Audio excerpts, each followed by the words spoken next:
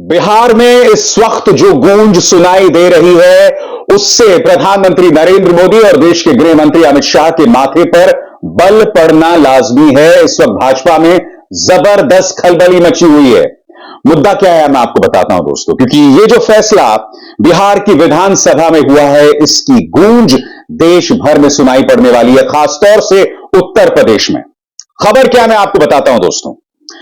बिहार में अब 75% आरक्षण और बिहार विधानसभा ने बगैर विरोध के इस बिल को पारित कर दिया है। यानी कि तेजस्वी यादव के जन्मदिन के मौके पर नीतीश कुमार ने लोकसभा चुनावों से पहले बड़ा दांव खेला है। मैं आपको बतला दूं दोस्तों, जातीय सर्वेक्षण के बाद यह आरक्षण दिया गया है। 75% आरक्षण यह सीधा परिणाम है जातीय सर्वेक्षण के बाद। और मैं आपको बतला दूं दोस्तों, जातीय सर्वेक्षण को लेकर भारतीय जनता पार्टी लगातार विरोध करती रही है। याद कीजिए, अमित शाह ने यह तक कहा था कि जातीय सर्वेक्षण एक छलावा है। सुनिए उन्होंने क्या कहा था दोस्तों। बिहार के ईबीसी और ओबीसी, पिछड़ा और अति पिछड़ा दोनों समाज को कहने आया हूं, ये सर्वे जो है ये छलावा है। दोस्तों शॉकिंग बात यह है कि अमित शाह ने जो ये बात कही, जो अभी भी मैंने आपको सुनाई, ये सदन में बिल पेश करने से पहले उन्होंने कह दिया था, मुजफ्फरपुर में इत्तेफाकन बिहार में। अब जब बिल पेश हो गया है, इसमें तमाम बारीकियां हैं, किसको कितनी हिस्सेदारी दी गई है, किसको कितनी भागीदारी दी गई है। अब अमित शाह ने ये जो बयान दिया था वो उनके गले की फांस बनने वाला है। मैं आपको बतलाने वाला हूं, कुछ देर बाद आपको इंतजार करना पड़ेगा दोस्तों कि किसको, यानी कि किस जाति को उसके प्रतिशत के हिसाब से कितनी भागीदारी मिल रही है।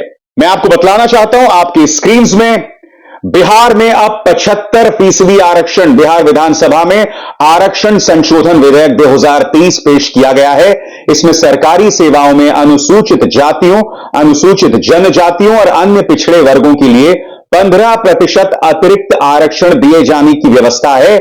सदनों से पारित होने के बाद यह विधेयक स्वीकृति के लिए राज्यपाल के पास भेजा जाएगा। मुख्यमंत्री नीतीश कुमार ने जाति आधारित सर्वेक्षण रिपोर्ट आने के बाद रिजर्वेशन का दायरा बढ़ाए जाने की घोषणा की है। इसके बाद कैबिनेट ने भी इस पर मंजूरी दे दी है। दोस्तों मैं आपको बतला दूं, इस वक्त बिहार में जो आरक्षण है वो 50% है। और जैसा कि आप जानते हैं कि इकोनॉमिकली वीक, यानी कि आर्थिक तौर पर कमजोर लोगों को 10% आरक्षण मिल रहा है।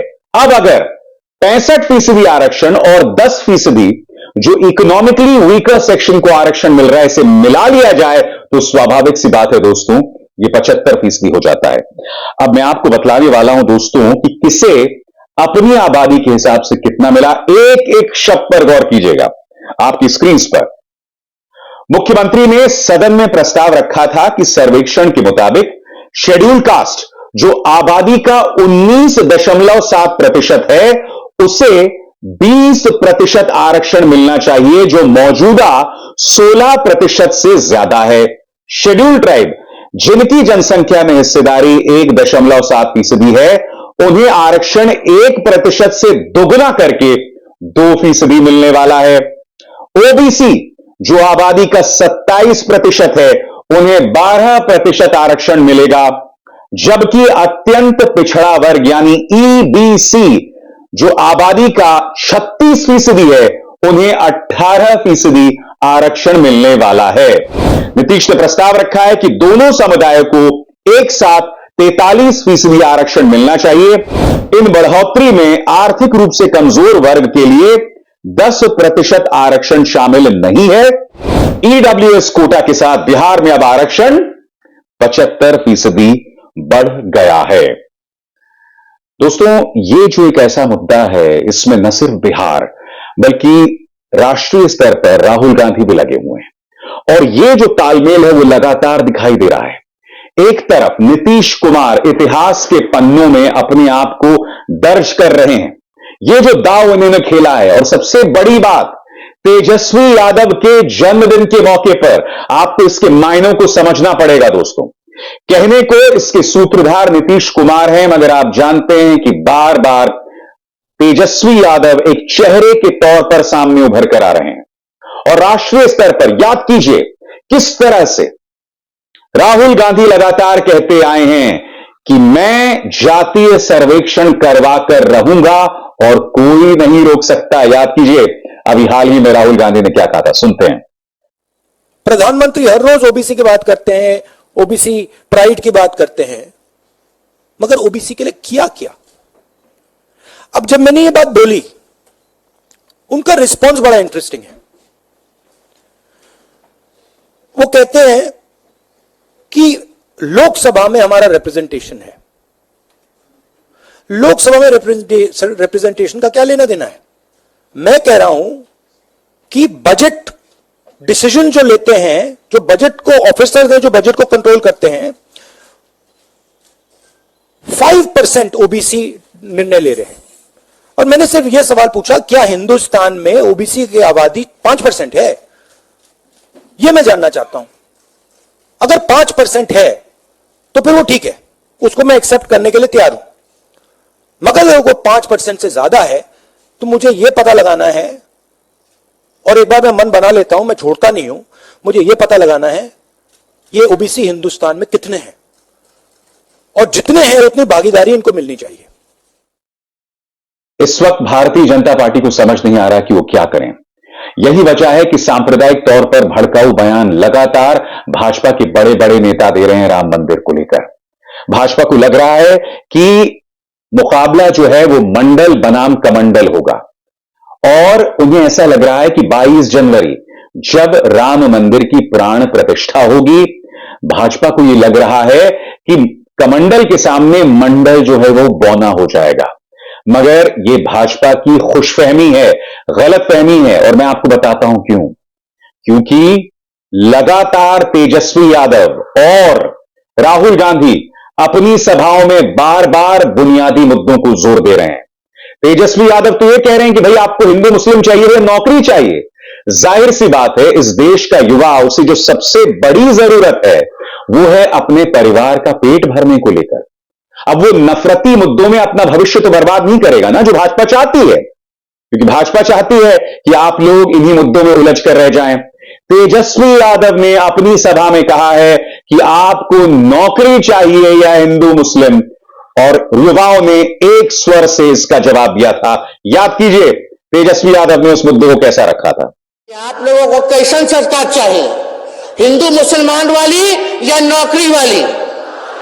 जोर से बोलिए, नौकरी वाली चाहिए कि नहीं चाहिए?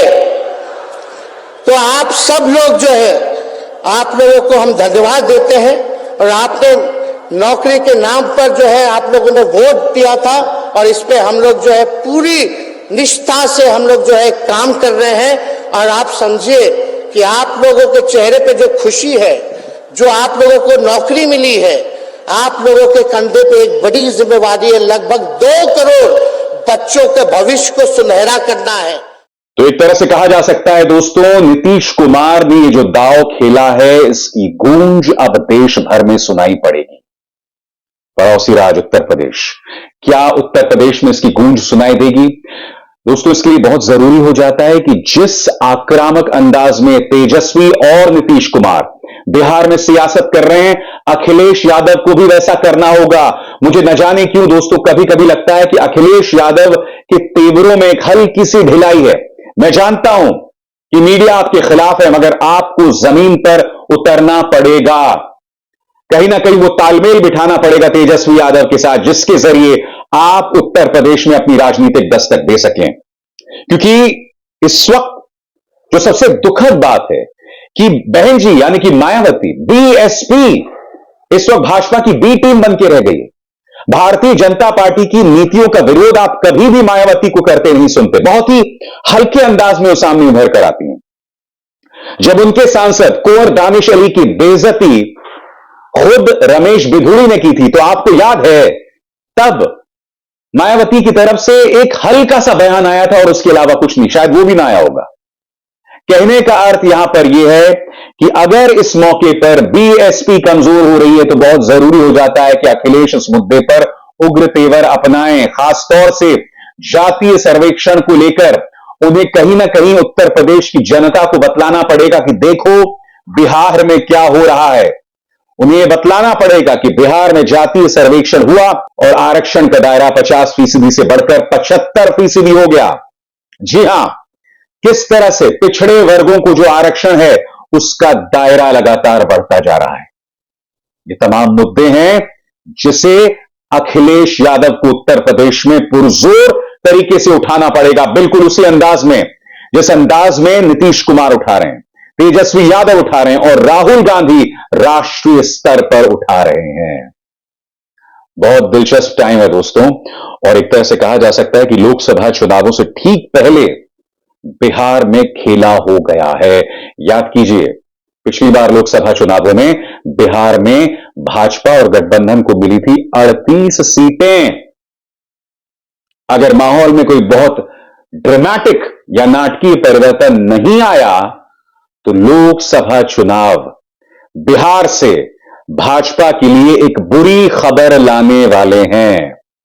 ज्यादा वक्त नहीं रह गया है, साल से कम का वक्त है, और अब यह तय हो गया है कि इंडिया गठबंधन नौकरियां और जातीय सर्वेक्षण इन दोनों मुद्दों के सामंजस्य से भाजपा पर हमला बोलने वाली है। जो एजेंसीज के सहारे, पालतू मीडिया के सहारे, साम दाम दंड भेद और पैसे के सहारे विपक्ष पर हमला बोलती है। अभिसार शर्मा को दीजिए इजाजत। नमस्कार।